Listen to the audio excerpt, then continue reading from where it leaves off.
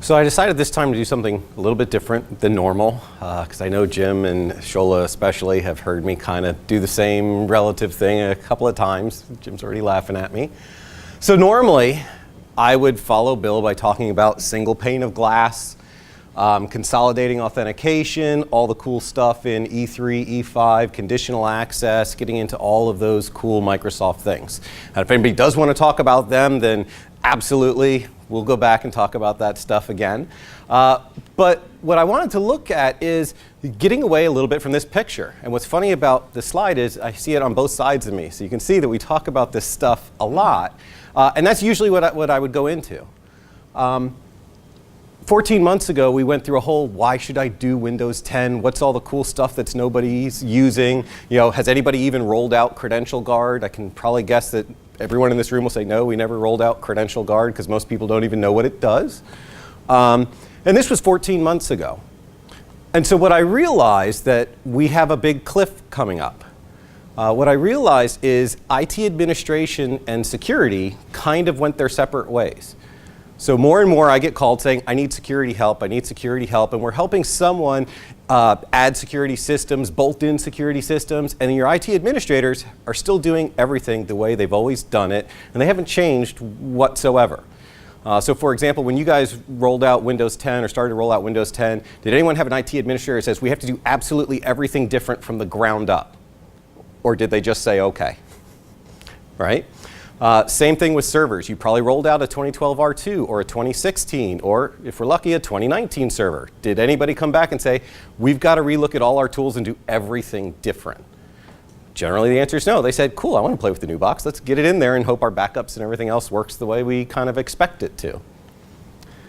And it's funny because what we always talk about and what we want is machine learning and security. We talk about getting less tools. Bill just said doing more with fewer things, simplicity. We want self-defending networks. We want to be able to take care of our Azure instances, AWS, on-prem, colo. Who cares where it is? We want to consolidate all of this. And the really short answer is you now have to upgrade. So one of the most boring things an IT person can say, right? Hey, I need you to upgrade your old stuff. I was just recently helping someone with a really advanced, let's call it threat management solution running across 4 data centers. And I had to stop and I say, why do you still have 2003 servers? You know, I mean, it's a little bit old at this point. And the answer was, well, it's still working, and you know, it's not cool, it's not interesting, so we're not really going to do anything with it. You know, but at the end of the day, from a security aspect, what does that really mean? Well, that means I get flooded with so much noise that all the cool stuff everybody wants to buy and all the behavioral analytics and machine learning and everything, it's all learning on bad data. So realistically, at this point, people need to upgrade to Windows 10, Server 2019. I don't know how many people actually know that that's full production at this point. And start upgrading your Office. Because at this point, the Office application, as much as the endpoint operating system and the server operating system, they're all working together now, especially at a security level. And what we have to change is how administrators do their work. The one group who hates to change almost as much as, let's say, finance people changing their processes of how they do AP and AR, right? They don't like change. Neither do administrators, we found. You know, they like their way of doing it. If you've got a guy who likes PowerShell, he never wants to do anything but PowerShell. If you've got a guy who doesn't do PowerShell, he wants to use all the old GUI control systems. And no one's really got a reason to stop him, really, until now.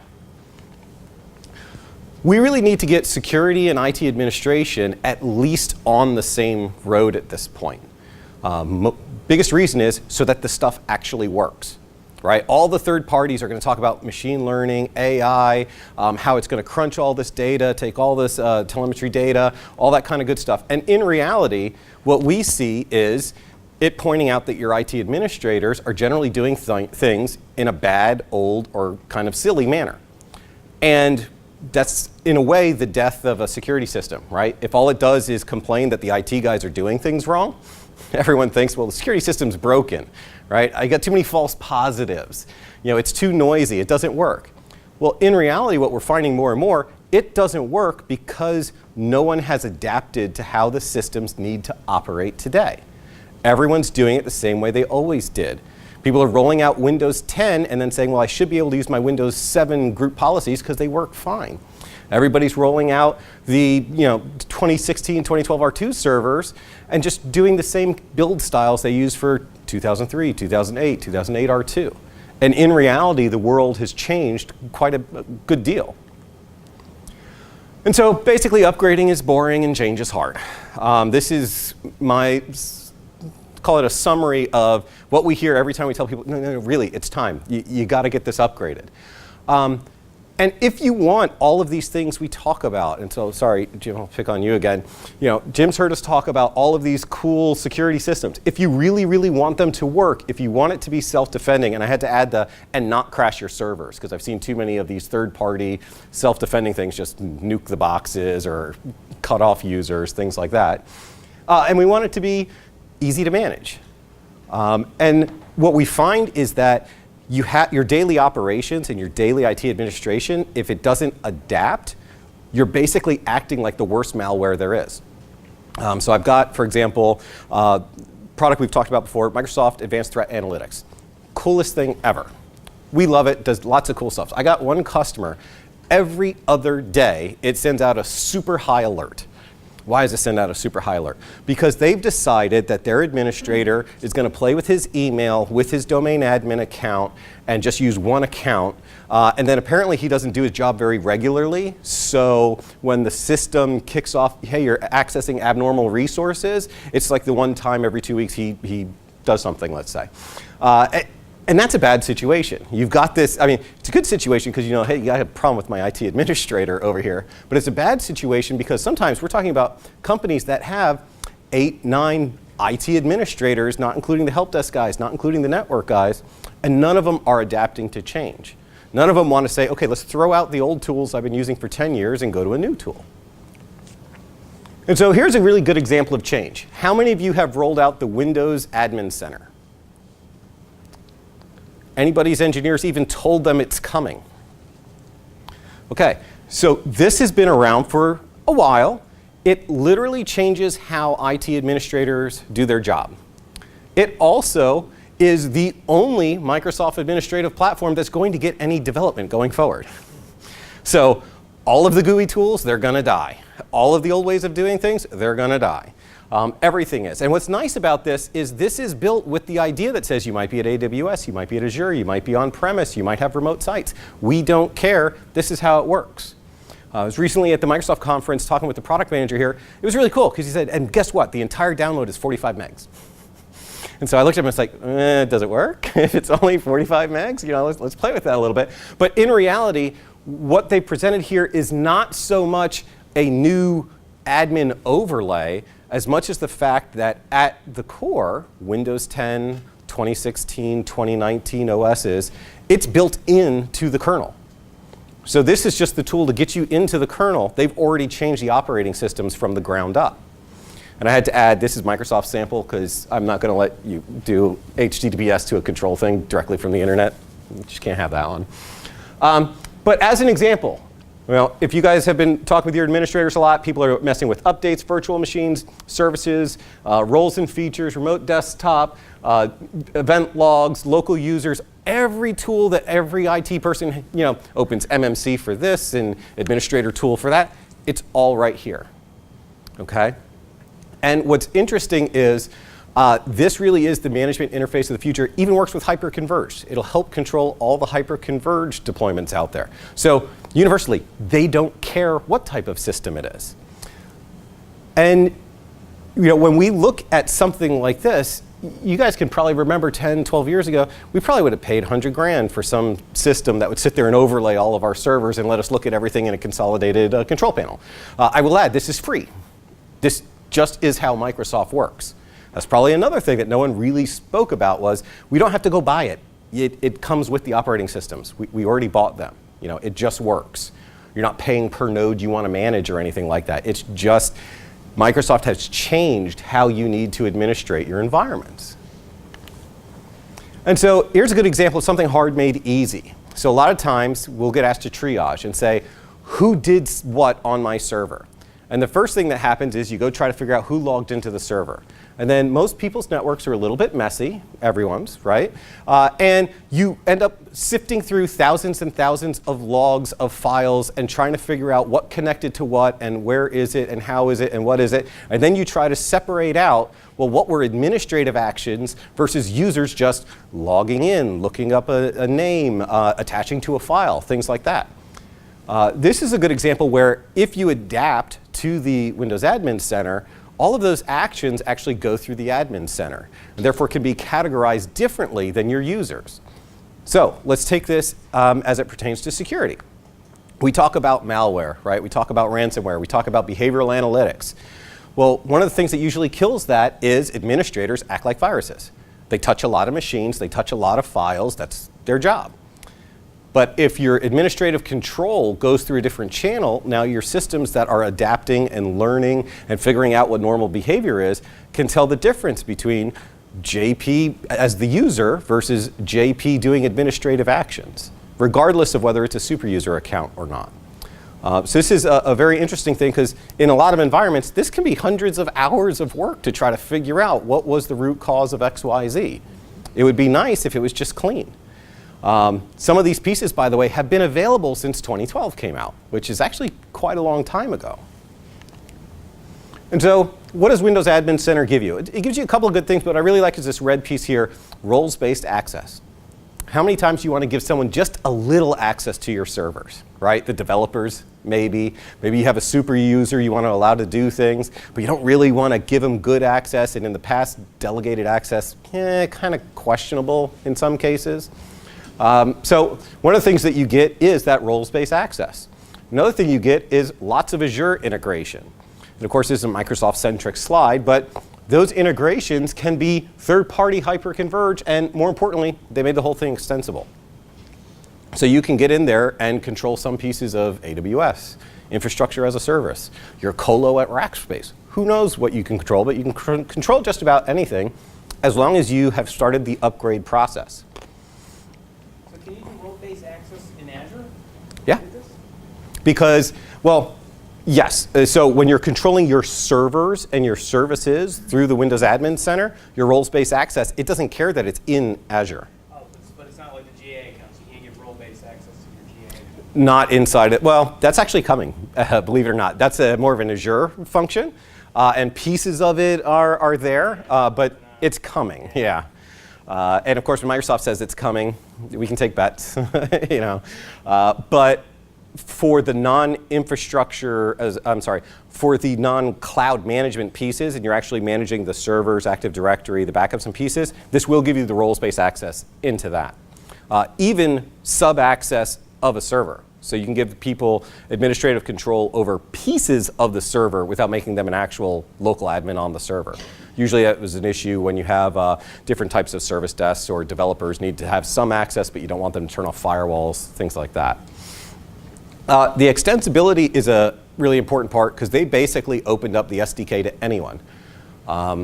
You know, my prediction on why they did that is because they sat there and they said, oh, well, we're going to make this the only way you can admin systems in the future. So if you want a tool to work, you better start adopting. And they opened it up.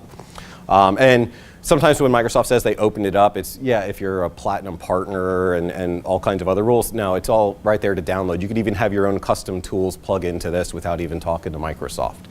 So extensible really does mean extensible for once.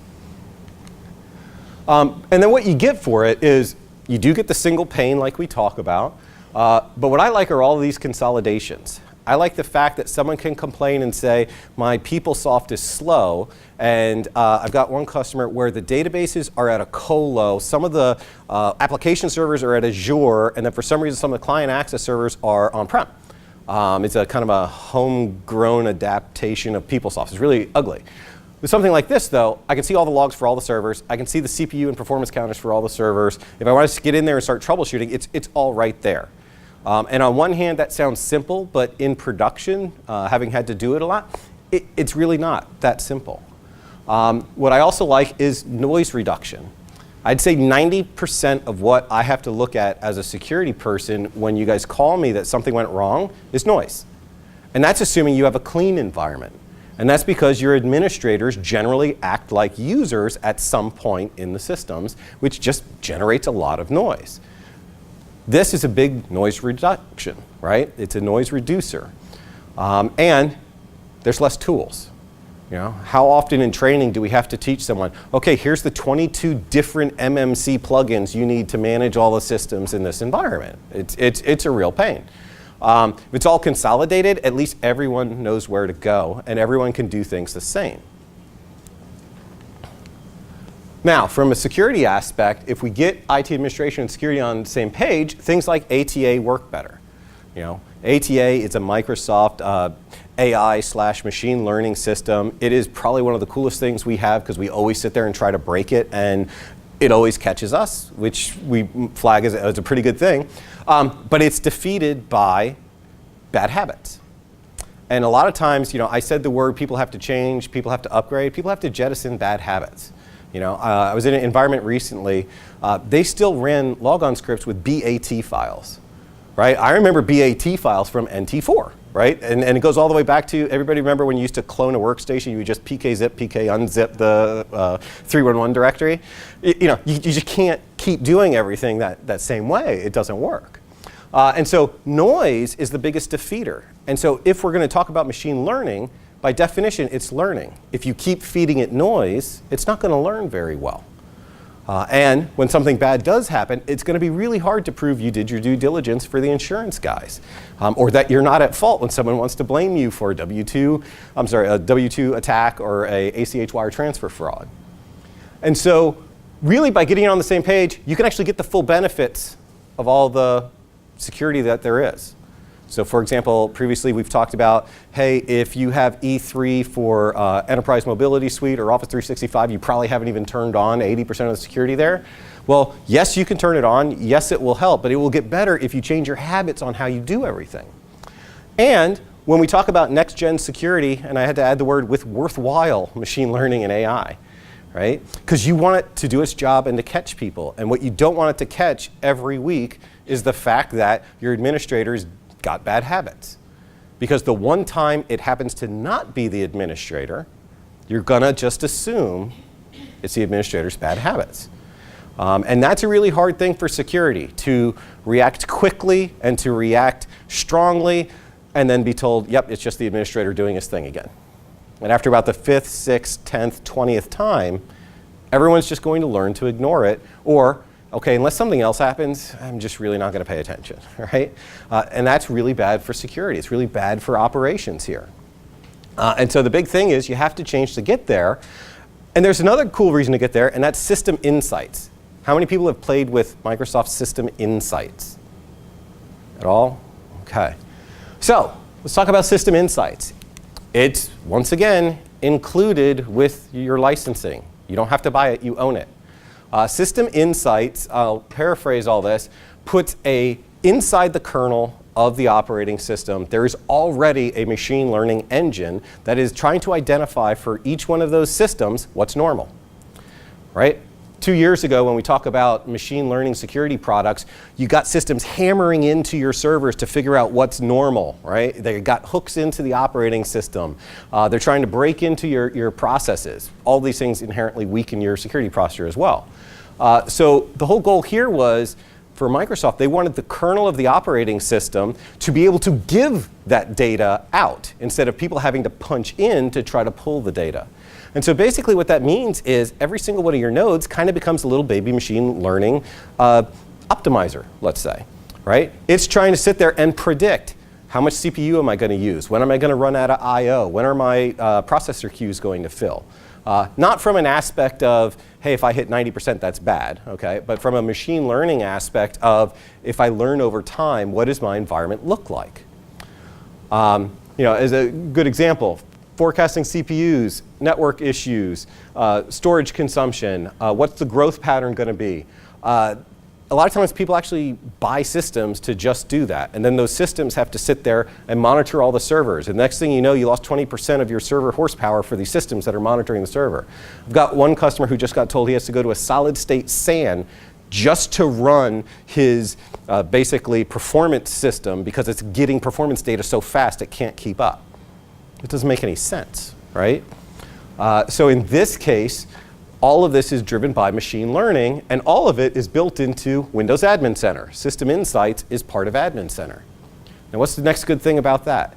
Your administrators, if they're working, are going to be in Windows Admin Center, which means they're also going to be in the system that's going to throw flags predictively about your environment, as opposed to, well, let me check the monitoring system over here. I'm in my users and computers and system administration over here. Occasionally, I'll go to this other system here. They're never looking at it, right? Because all these different windows. They might be days before they get back to the predictive system, as opposed to the fact that it's built into everything, okay?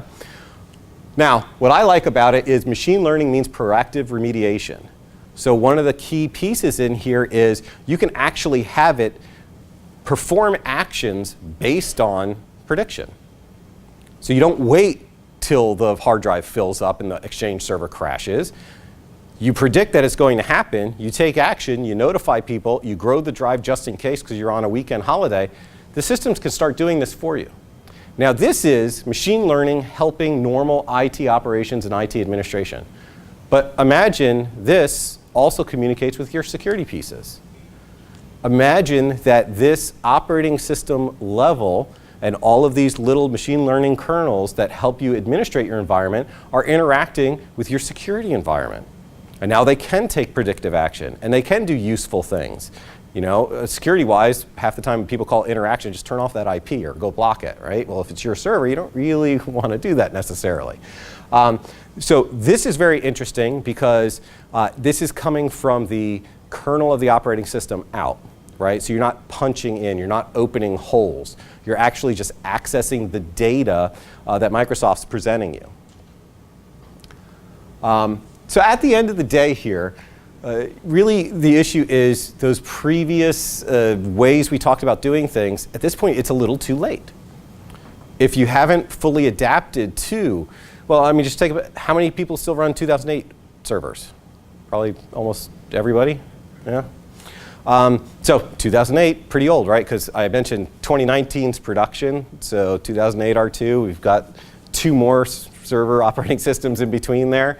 You might as well just call 2016 Vista, just skip right over it and go to 2019.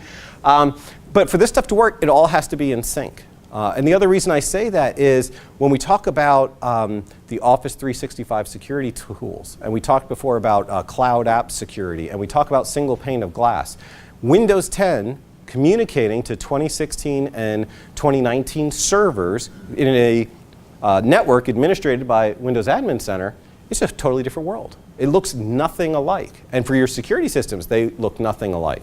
And then when we think about it, what do we think that the security vendors are programming to? Because they're not building new stuff for 2008. They're building new stuff for 2016, 2019 servers. Because eventually people will adapt to it. Right? So from that point of view, it's something that has to change or our security is going to continue to crumble. Okay? So when they find a vulnerability and they patch it, you know what shows up in our systems when we look at it? What shows up in our systems is the fact that all of these Windows 7 boxes are now doing low-grade attacks because Windows 7 can't adapt to, let's say, changing how SMB v2 works or v3 works.